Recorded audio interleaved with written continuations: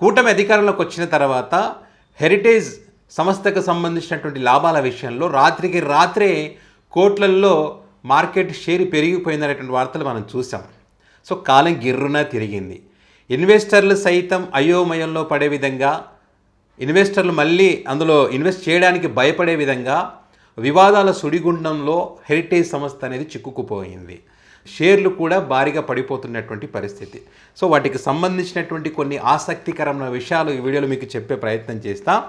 Heritage సంస్థకు సంబంధించినటువంటి షేర్లు ఈ గత వారం 10 రోజుల్లోనే 20% పడిపోయాయి గతంలో ఉన్నటువంటి షేర్లతో కంపేర్ చేస్తే. అంటే కోట్లల్లో నష్టం జరిగినట్టే. సో కొంతమంది అనుకోవచ్చు వాళ్ళకి ఏంది కోట్లలో ఆస్తి ఉంది, పడిపోతే పెద్ద ఏమైనా నష్టమా అని చెప్పి. కానీ వాళ్ళకు ఉన్నటువంటి హెరిటేజ్ ఈ బ్రాండ్ ఇమేజ్ అయితే దెబ్బతినిందా లేదా, దాని గురించి దేశవ్యాప్తంగా చర్చ జరుగుతుందా లేదా. సో అనేక కారణాలు ఉన్నాయి దీనికి. సో ఇప్పుడు కొంతమంది ఏం చెప్తారు అంటే ఇక్కడ లడ్డు ఎపిసోడ్కి సంబంధించి అనుకోండి, లేకపోతే పెరుగుల నాణ్యతకు సంబంధించి అనుకోండి, కొంతమంది ఈ కారణాలు చెప్తా ఉంటే లేదు Q3 వల్ల ఇదంతా జరిగిందని చెప్తారు. సో అది ఒక కారణం, Q3 కూడా ఒక కారణం. ఏంటి Q3 అంటే ఏంటంటే ఇక్కడ ఈ సంవత్సరాన్ని 4 భాగాలుగా విభజిస్తారు. సో Q3 అన్నప్పుడు ఈ అక్టోబరు, నవంబర్, డిసెంబర్ ఈ 3 నెలల కాలానికి సంబంధించి 3వ త్రైమాసికం అట్లా అంటారు కదా, ఆ Q3కి సంబంధించి నష్టాల బారిన పడింది. ఎందుకంటే ఈ పాల సేకరణకు సంబంధించి ఏదైతే కొనుగోలు చేస్తారో వాటి రేట్లు ఎక్కువగా పెరగడం కానీ, వ్యాపార ఖర్చులు కానీ, ప్రమోషన్లకు సంబంధించి కానీ, ముఖ్యంగా ఈ 3 నెలల కాలంలో దసరా, క్రిస్మస్, దీపావళి ఇట్లా పండుగలు కూడా వచ్చినాయి. మరి ఈ పండుగలు వచ్చినప్పుడు లాభాలు ఎక్కువ రావాలి, కొనుగోలు ఎక్కువ పెరగాలి, కానీ పెరగలేదు. ఎంతో కొంత పెరగకపోగా వీళ్ళు ప్రమోషన్ చేసుకోవడం కోసం అని చెప్పి భారీగా ఖర్చు కూడా పెట్టారు. సో ఆ రకంగా నష్టపోయినటువంటి పరిస్థితి వాళ్ళకు. అదొకటైతే, తర్వాత ఇది ఏదైతే పెరుగు పైన వస్తున్నటువంటి వాళ్ళు టోటల్ కడ్ అన్నారు కదా, ఈ టోటల్ కడ్లో మరి మిల్క్ ఫ్యాట్ అనేది లేదు. మిల్క్ ఫ్యాట్ అనేది లేకుండా అంటే ఈ సబ్ స్టాండర్డ్స్ ఏవైతే ఉంటాయో వాటిని పాటించకుండా మరి పెరుగు ఎట్లా తయారు చేస్తున్నారో అర్థం కాదు. సో మరి చంద్రబాబు గారు కానీ, వాళ్ళ మీడియా కానీ, వాళ్ళందరూ కానీ ఏమంటారు, ఇక్కడ స్వామివారి లడ్డులో కల్తీ జరిగింది, అది జరిగింది, కెమికల్ కలిసినారు, బాత్రూమ్ కలిసినాయి, ఇది కలిసినాయి, జంతువులకు అది రకరకాలుగా అన్నారు. సో వాటి గురించి వాళ్ళు మాట్లాడొచ్చంట. ఇప్పుడు హెరిటేజ్ గురించి వచ్చేసరికి పాపం అసెంబ్లీలో చంద్రబాబు నాయుడు గారు ఏం మాట్లాడుతూ ఉన్నారు, దీని గురించి ఇక మాట్లాడకూడదు అని చెప్పి. ఎందుకంటే దాని ఎఫెక్ట్ పడింది, దాని ప్రభావం ఇక్కడ చూపిస్తూ ఉంది. ఇప్పుడు హెరిటేజ్కి ఉన్నటువంటి బ్రాండ్ ఇమేజ్ అయితే మొత్తం పడిపోతూ ఉంది. వినియోగదారులు ఆందోళనలో ఉన్నారు. ఇది కొనుగోలు చేసి కొంతమంది కొంటారు కదా, ఇది కొనకూడదు అనేటువంటి విషయాన్ని అది కొనకూడదని చెప్పి వేరే వాళ్ళకి చెప్పడం, వేరే బ్రాండ్ కొనడని చెప్పడం, అంటే మౌత్ టాక్ కూడా అట్లా స్ప్రెడ్ అవుతూ ఉన్నది. సో ఈ ప్రభావం అంతా కూడా పడుతుంది.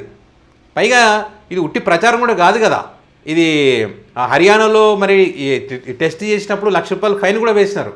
సో ఇదంతా కూడా ఈ టెస్ట్ సరిగా జరగలేదు, మేము కోర్టుకు వెళ్తామని చెప్పి వీళ్ళు కోర్టు దృష్టికి తీసుకుపోయి మళ్ళీ స్టే తెస్తామని వీళ్ళు చెప్పినప్పటికీ కూడా జరగాల్సిన నష్టం జరిగిపోయింది ఇక్కడ. ఎందుకంటే వీళ్ళు భగవంతుడితో ఆటలు ఆడినారు కాబట్టి అది ఊరికే వదులుతుందా, కర్మఫలం అనేది ఊరికే వదులుతుందా?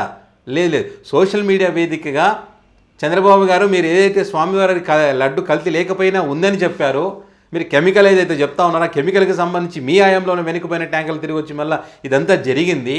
సో మీ హెరిటేజ్కి సంబంధించి మీరు ఏదైతే హిందాపూర్ని అడ్డం పెట్టుకొని, హిందాపూర్ డైరీని అడ్డం పెట్టుకొని మీరు ఇక్కడ నెయ్యి సప్లై చేయాలని చెప్పి దాని ధర కూడా పెంచేసి రకరకాల కుట్రలు, స్కాములు ఏదైతే పాల్పడ్డారో మరి ఆ హెరిటేజ్ అనేది, ఆ నెయ్యి అనేది ఇక్కడ స్వామివారికి సప్లై కాకూడదనే ఉద్దేశంతోనే ఈ హర్యానాలో హెరిటేజ్కి సంబంధించిన పెరుగులో మరి నాణ్యత లేదని చెప్పి ఫైన్ విధించడం జరిగింది. సో ఈ క్రమంలో ఇంత జరిగిన తర్వాత కూడా వాళ్ళు హెరిటేజ్, హిందాపూర్ ఈ లింకులు ఏవైతే ఉన్నాయో వీరంతా గీ సప్లై చేయడానికి లేదు కదా.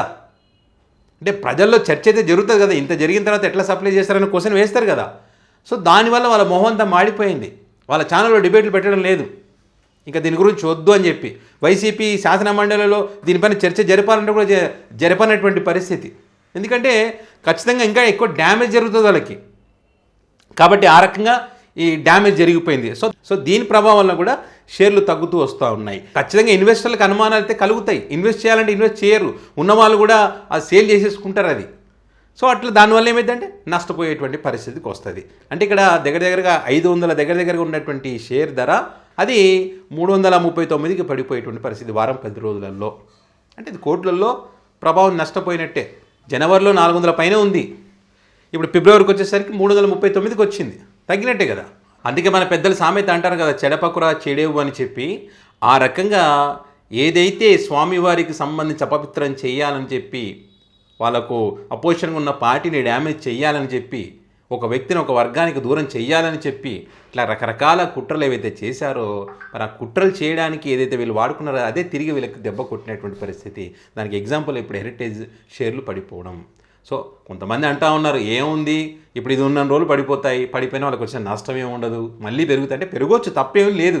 కాకపోతే ఈ లడ్డు వ్యవహారం నడుస్తున్నప్పుడు దీనికి సంబంధించి హెరిటేజ్కి సంబంధించి వాళ్ళ సొంత సంస్థ చంద్రబాబు నాయుడు గారిది. సో దాని గురించి నష్టాలు జరుగుతున్నప్పుడు, దానిపైన చర్చ జరుగుతున్నప్పుడు, అది వివాదాల సుడిగుండంలో ఉన్నప్పుడు, పెద్ద ఎత్తున నెటిజన్లు కానీ ప్రజలు కానీ ఇది కొనుగోలు చేయొద్దు అని చెప్తున్నప్పుడు, మౌత్రాక్ ఎక్కువ స్ప్రెడ్ చేస్తున్నప్పుడు ఖచ్చితంగా దానిపైన చర్చ ఉంటుంది, దానిపైన విశ్లేషణలు ఉంటాయి, దానిపైన డిబేట్లు కూడా చాలామంది వీటికి సంబంధించినటువంటి చాలామంది చెప్తా ఉన్నారు పతన దిశగా మా హెరిటేజ్ షేర్లు అని చెప్పి. అంటే ఈ చర్చకు సంబంధించి ఏ రేంజ్లో ఉందంటే చంద్రబాబు నాయుడు గారి ఇక మీద దీని గురించి వద్దు అని చెప్పే పరిస్థితికి వచ్చిందంటే ఏ రకంగా దీనిపైన చర్చ జరుగుతుందో ఒకసారి మనం ఆలోచన చేసుకోవాలి. సో కాబట్టి ఇక్కడ నోటికి ఏది వస్తే అది మనం మాట్లాడేసి డ్యామేజ్ చేయాలనుకుంటే అది మనకే డ్యామేజ్ అయ్యే అవకాశం ఉంటుంది. సో ఇది పరిస్థితి. సో మరి మీరేమనుకుంటున్నారు, ఈ హెరిటేజ్ షేర్లకు సంబంధించి ఇది తాత్కాలికమైన దీని ఇమేజ్ అనేటువంటిది డ్యామేజ్ కాకుండా ఉంటుందా, మళ్ళీ ఈ రానున్న రోజుల్లో పెరిగేటువంటి అవకాశం ఉంటుందా? సో దీనిపైన మీ అభిప్రాయాన్ని కామెంట్ రూపంలో పెట్టగలరు. Thank you.